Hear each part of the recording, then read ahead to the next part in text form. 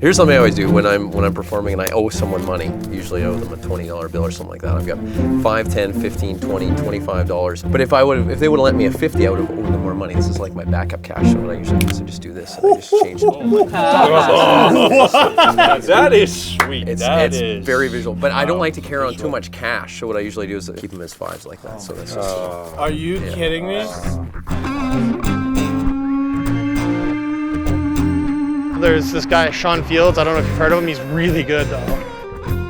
Winnipegger Shawn Fields has been performing since he was 12 years old. Since then, he's become nationally respected as an innovator in the art of illusion. In 2008, Shawn's unique style caught the attention of renowned illusionist Criss Angel and was invited to Las Vegas to work as a creative consultant on the hit show Mind Freak. Hold. Come on, Chris, hold. Anders, hold. Hold tight.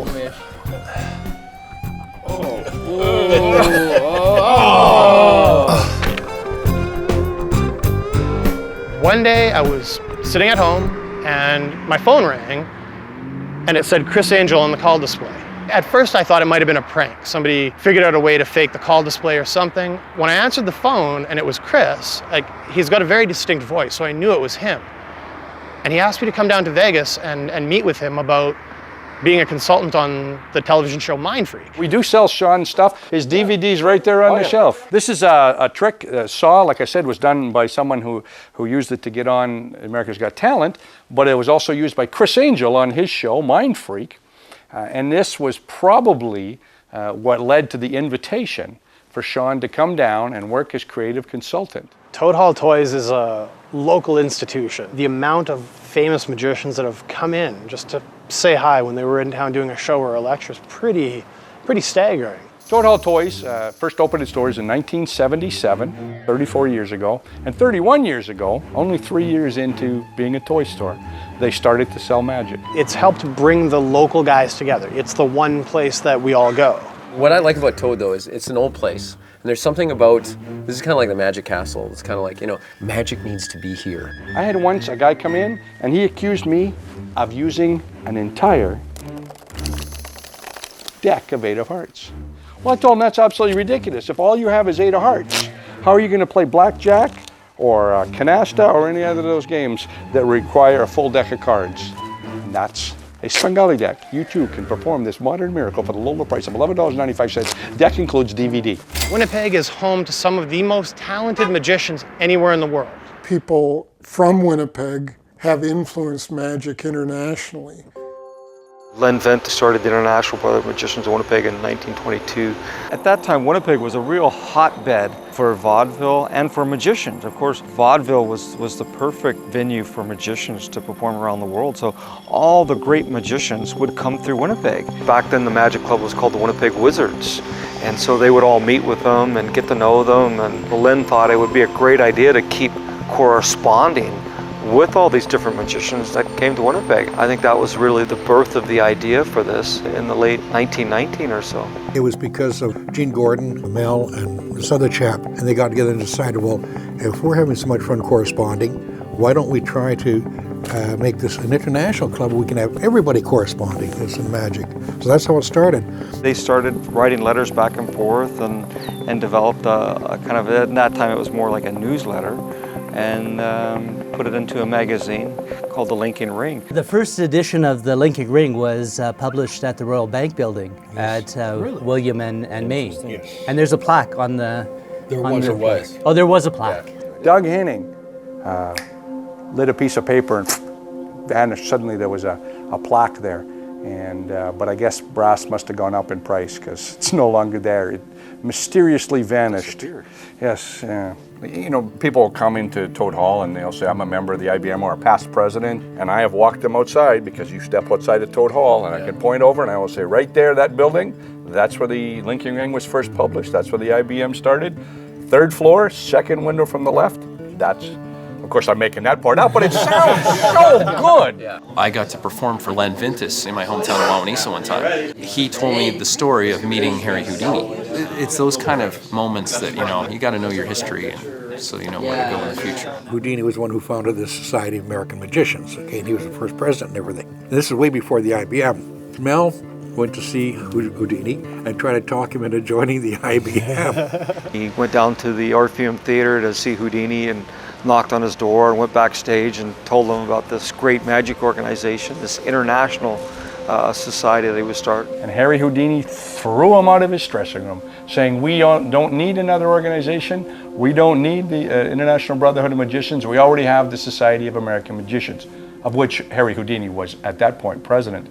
This is a Thailand coin. It's very magical. It attracts coins. But it's a little brass safe I have for my 50-cent pieces. We have to put them in. No, you have to be very careful. You never put it with the eagle up because they'll fly away. You always have to have the head up as you put it in. Tap that like so. Put that over there. Oh, wait a minute. I forgot to rub the coins.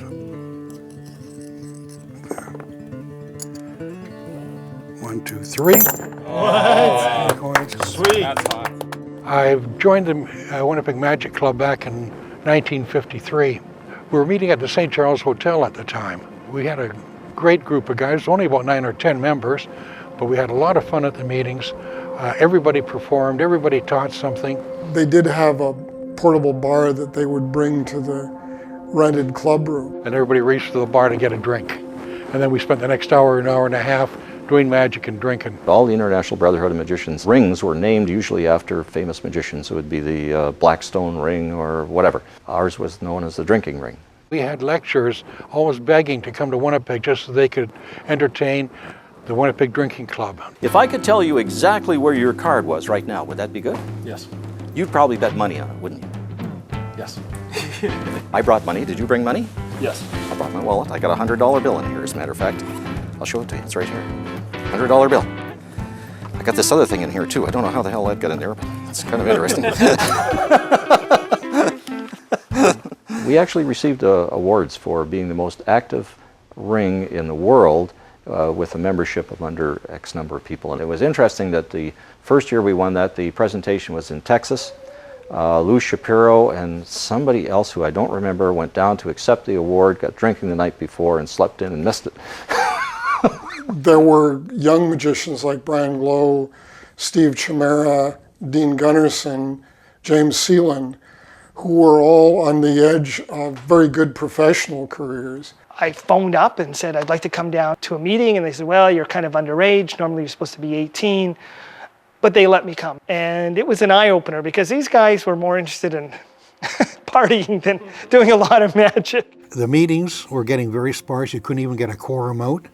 And I think one of the reasons was the dues to the Winnipeg Club, plus the dues to the IBM was going up. I think it was almost up to $75 a year. And guys just didn't want to pay both dues. Mm-hmm. And that's when I started the new club, the Winnipeg Club, with the idea that you could belong to the Ring 40, but you didn't have to belong to Ring 40. The mystery of the Chinese linking rings. A 2,000-year-old mystery. Here we go, ladies and gentlemen. 1, 2, 3. Just like that. Solid passes completely through solid. Ladies and gentlemen, the mystery of the Chinese linking ring. The Magic Club of Winnipeg is a great place for people who love magic. And it was there when I started in magic, and I feel like I should continue to attend just so it's there for the next generation coming up. The influence Mel Stover had over not just magic in Winnipeg, but magic across the globe is staggering. Copperfield was also influenced. Yeah. You know, all of the big names, the Hennings and the everybody was influenced in some small way by this guy out of Winnipeg. You know, some large way. For any book that was published between 1940 and 1980, you could not avoid seeing the Stover influence. I knew Mel, and I was more than fortunate enough to be able to actually attend some conventions with him. And man, if you were with Mel, it was like, front of the line, come on in, you've got front row seating. People would just come up to him and say, Mel, how are you doing? And these were like names that magicians that would come up, and it was just like, Mel, I think that's such and such. Oh, invite him over, come on, get him over here. And it was just like, oh my goodness, I've read about this guy. I have his videos, I have his books, and I'm talking to him only because I'm talking to Mel. So much of his contribution to magic and the things that he's remembered for are in a slightly improved way of presenting something. Mel was one of the greatest inventors of puzzles and small magic that ever lived in the world. He lived here in Winnipeg, and yet here's this guy who would call you up at 3 o'clock in the morning and go, if he had seen the sawdust, he would have lived, click. And then you're going, oh, now I'd be up all night having to try and figure out another mind bender. This was one that Mel actually can claim. It was the color-changing pencils. And if we look at it right now, we have several different pencils, and we have 1, 2, 3, 4, 5, 6 blue, and 1, 2, 3, 4, 5, 6, 7 reds. And if I take the 2 top pieces, switch them around, you'll see the magic happen. Now remember, we had 7 red and 6 blue. Now if we count them up again, 1, 2, 3, 4, 5, 6, 7 blue, and 1, 2, 3, 4, 5, 6 red. The most famous magician ever to come from Winnipeg would be Doug Henning. He brought magic back to life in the 70s, where magic was really kind of a lost and dead art, and you know, magicians performing in black tuxedos and kind of, you know, bars and, you know, seedy clubs, and Doug with all his colors and rainbows and themes, he really changed it and revitalized it. Doug Henning in the 70s revolutionized magic. Yeah. He took it out of the... I remember watching he brought pop culture into magic. Just after Doug passed away, I was in a magic shop in Edmonton. And I don't know if it's true or not, but the sales pitch for this one bit was, Doug Henning came in here just before he passed away. He was planning a new special. He bought 3 of these. Really? Let me see that. You know what I mean? Like, no one knows the history that we have in Winnipeg. The start of the IBM, the James Seelans, the Dean Gunnarsons. And what I'm going to do is I'll put my hands on top of those knots, bring your rope up and over, now tie one into the other and tie a nice tight knot there around my wrist. I got started in magic like most people. I got a book on Houdini when I was like 10 years old, and it kind of started my imagination working. And I thought as a kid that would be a really neat job, to be able to do the impossible, to do what people say can't be done. You know, I started hanging from buildings. I hung from the old Winnipeg Free Press building, the same place that Houdini had hung from back in 1923 when he was here. And so it really kind of sparked my escape career.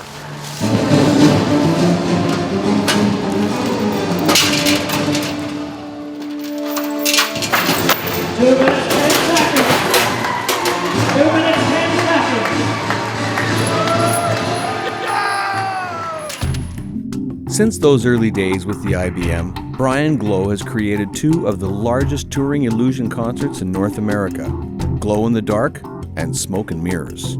So we do the big thing, boom, I've got the hoop, I've got everything, I walk off, you guys are now going right into, now we do our transition to dance routine, and now it moves. That's a good idea. And now we don't have that dead time that was good. killing us before. In 1973, I started doing magic at a restaurant called the Lock, Stock and Barrel Restaurant in Winnipeg, and I was performing between the soup and salads. And I would go from table to table to table, roaming magic and entertaining while they were waiting. Mel Stover and Brian Glow were going down to Minneapolis to see the amazing Randy, who was lecturing at the university there. And so they asked if I would like to come, and I said, oh, sure, I'd love to meet, you know, Randy, because he was the great escape artist. Mel knew every magician, so he introduced me to Randy, and he was working on a TV special, and then he wanted me, this, you know, 23-year-old kid from Winnipeg, to go down in there, escape from some handcuffs that nobody had escaped from since Houdini. And so it really launched my international career as an escape artist. The only thing I've ever done in my life is perform. I've been very fortunate, I've been blessed. We're all sitting here talking about magic, but we haven't defined, we haven't really clarified that there's different types of magic. There's close-up magic, there's illusion, there's manipulation, there's geek magic. There's so many different, there's mentalism, there's so many different branches here. What is the prop, or how is it done, or how big it is? Besides the big scale, large illusions, there's a lot of talking and comedy illusions and magic that's happening, that's audience interaction. Really, that's what makes a show.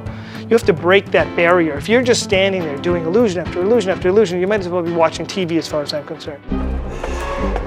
Right, I'm going to turn these into 10s, literally turn them into 10s. Once again, that's 10, 20, 30, 40, 50 bucks. Just like that. Most people haven't seen a magician up close.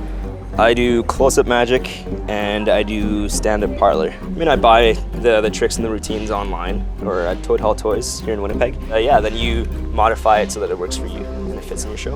Watch the Joker. Just push it in there. Sir, can you snap your fingers? What happens when you snap is that Joker turns face down. It's kind of weird. Snap again, sir. Instantly, it turns face up again, just like that. When I get a new trick, obviously I practice a lot every day until I get it down, as long as it takes. And then it gets to a point where I can do it in my sleep. It's impressive for them to see it right there, you're interacting with them, and it's something they can see right there. It usually happens in their hands. It's a more intimate version, smaller version of stage magic. If you could examine that ring, make sure there are no slits, openings, or trick things in there. Make sure it's a regular string.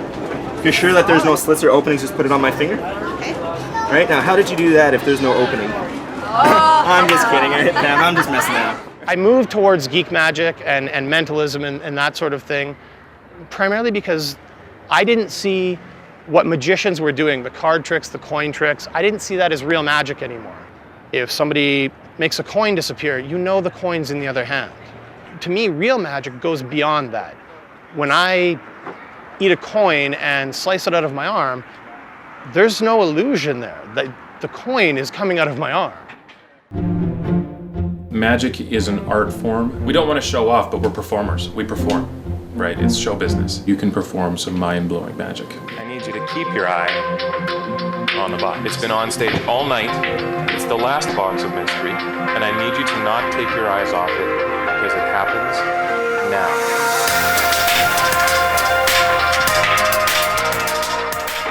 Magic doesn't only have to be on the stage or on the street. Why can't it be in a church or at a school? By incorporating the message or having a story or a message that you want to tell, you're using the magic as a vehicle. It's my turn to buy, so. Yes, you are. Thank you very much for that. Watch very close. Nothing in the hands. We're going to do this slow motion. I saw David Copperfield do this when I was 11 years old. I still have no idea how he did it.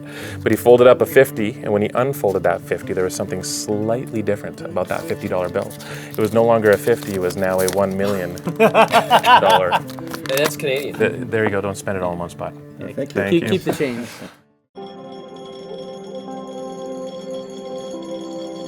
Philip Hornan got involved in magic right about the same time as Dean Gunnarsson. Yeah. They both met Bill Brace, and Bill got them involved in magic, and then they both started performing Escape. Philip's Magical Paradise. Well, I think we owe something to those people. They're holding a lot of the history of magic in Winnipeg out at that museum. Philip was our son. He was a victim of cancer. He died at the age of 15. And one of his requests was that we build a special room for his magic. So we talked with the other magicians. They suggested that we buy the United Church. It was, how would you say, going to the elements. I mean, this is how it started. An old United Church, flooded in water, run down, forgotten about. Philip's dad took that and magically made it into this castle. I mean, that's a magic trick that I couldn't do. The magicians from Winnipeg, from the Magic Club, they donate their time at their own expense to drive out here and perform for our visitors. But I think it's a real surprise when somebody drives out to Giroux, Manitoba to see a museum and get an actual magic show as part of the deal. It was important for them to have a Magician's Wall of Fame for all the magicians and stuff. And Phil started collecting some of that when he was alive, and then magicians from around the world have contributed to it since then. And of course there's the great Harry Houdini. That was from Philip's personal collection. That last summer before Phil passed away, we did one last trip with Philip and myself and his mom, and we traveled from Steinbach to Regina. And then Phil and I stopped at every single RCMP detachment between here and there. We'd go in and talk to the RCMP officers and convince them to lock us up in their handcuffs or leg irons or straitjackets or whatever they had. And we would escape. It's sad that Philip never got to see it, but this is kind of like his ultimate vision, to put all the magic stuff and create a sense of wonder and magic for people to enjoy. Well, when I moved to Winnipeg, I was so glad that there was this rich, history and heritage of magic, because I can, you know, sit around and listen to Ray talk or Joe talk and just go, wow, you know, there was this happened. Vernon was here in Winnipeg. Like, that used to blow me away, you know. There's about 7 of us now, 7 or 8 of us, I think, making a full-time living doing magic, or a major portion of our income doing magic. 1, 2, 3, all the way around like that, okay? Don't forget now, up the arm, put this ring into this hand, Heather, bring it back down, and spin it for show me. You're faster than I am. We do have some very good magicians in this city, but there's enough rooms for all of us. That's not a problem. There's enough places for us to play. No, that gets the boogers off from the last boy that had it. I'm just kidding, Heather. Nothing is going to get those boogers off. Everyone has to think about what can go wrong in a trick. Plan for that if you can, or just wait until it goes wrong and then see what you come up with in the moment to try to cover that. Was doing the razor blade swallowing trick where you swallow razor blades and thread. You can already imagine it sounds dangerous enough as it is, but it was actually in the showing that the razor blades were sharp that the razor blade kind of turned in the card and it sliced open my thumb, and I had to take an unplanned intermission just to kind of get that under control. Everyone thought it was part of the show. They thought it was this gag. Magic relies so much on surprise that if you can go with it, maybe you can turn your plan B into a new ending. They won't know the difference. Performing on stage is a learning experience. And I guarantee you that regardless of how experienced you are, you're going to come up with circumstances that are different from when you've ever seen before. And no matter how much you've thought through everything, you didn't think of that. Sir, take the spike and look at it. Just make sure it's a regular spike, like one that you use at home. When it comes to mentalism, there's the psychological angle to it that I do, and there's also the supernatural element. I think as an entertainer, to supply mystery, to make people wonder whether what happened on stage was supernatural, as long as it doesn't harm somebody, I don't have any disagreement to that at all. We have some phenomenal local magicians. I absolutely love them. I've watched them as kids come up. I've been lucky enough to help some of them out, whether it was through the Society of Young Magicians, doing just judging, to letting some of them use the warehouse to practice. Bill Brace was the Society of Young Magicians guy. He brought it into Canada, I believe, but he was always around, always very supportive of us kids. He got quite involved, you know, helping with the organization, building props for me. I mean, he was really helpful. Bill's probably done more for magic in Winnipeg and Manitoba and in Canada than any other magician. He got so many magicians to join, so many young magicians, and influenced so many young magicians' careers that are still performing today. He had a very significant role. Bill had almost 24 SYM chapters going right across Canada. I think that the work that people with SYM has been very visible. So those people have really brought a reputation of mentoring young people and a kind of new tradition in magic, which I think is very important. Houdini used to do this kind of stuff, and although I do it much better. I remember coming to the club, there was always these older guys who knew so much, and you kind of want to just hang out with them and be around them. And if you could earn their trust, they would show you something, right? So I think there's like kind of a built-in mentor-mentee kind of relationship. I knew you would end up with the spade. I knew it. So you see, what I did to show you that I knew it is I gave it a different colored back. The ace of spades is the only one with a green back. Now you're probably wondering, what if you'd picked the ace of clubs? Because you had that choice of eliminating the spades. Well, had you picked the ace of clubs, I'd have to show you that I knew you were going to pick that one by giving it a different colored back. It's the only one with a white back. Well, you're probably curious now, well, what if it was a heart, for example, one of the red cards? I'd have to show you that I knew you were going to pick that one by giving it a different colored back. The ace of hearts is the only one with a red back on it. Now, I am going to show you how this is done. You need 4 cards, different color backs, and you just count them, and that's really... Wow, man. Information is so easily shared. Magic's it's an art that's been built on secrets, but now we're in the information age. Yeah. Secrets are shared so easily. Mm-hmm. So this mentorship seems to be even more prevalent. More necessary. Absolutely more necessary. Like, all these kids have access to hundreds of thousands of tricks from Illusionist and Hocus Pocus and all these different online dealerships. Yeah. It's a brotherhood. That's really what binds magicians together. We're a very tiny, tiny, tiny sect of the population. And we're the keeper of these secrets, of secret knowledge. And yet we're there sharing it and playing with it and molding it and saying, here, try this. Oh, that looks pretty good. How about if you do that? And that's how pieces grow. You can workshop some wonderful, wonderful magic In the new generation of performers that are out there, there's a lot of working together and sharing knowledge. I think it's an exciting time. We have to push the envelope. We have to. The guys are so good, and the competition is so tight in Winnipeg. I'd knock them against anyone in Canada, in the States too. I mean, it's very intense here. The guys know each other, they're friends, they help each other. I think that's one of the differences. There's a lot of interaction. I've traveled all over the world, and I've met magicians from everywhere. But I really do believe that Winnipeg has some of the most talented, technically gifted entertainers and performers just in all of just from around the world. We have the best magicians right here. I think as long as magic progresses the way it has been, Winnipeg is a very good future. If you just watch closely, don't blink your eyes. You're feeling very, very sleepy.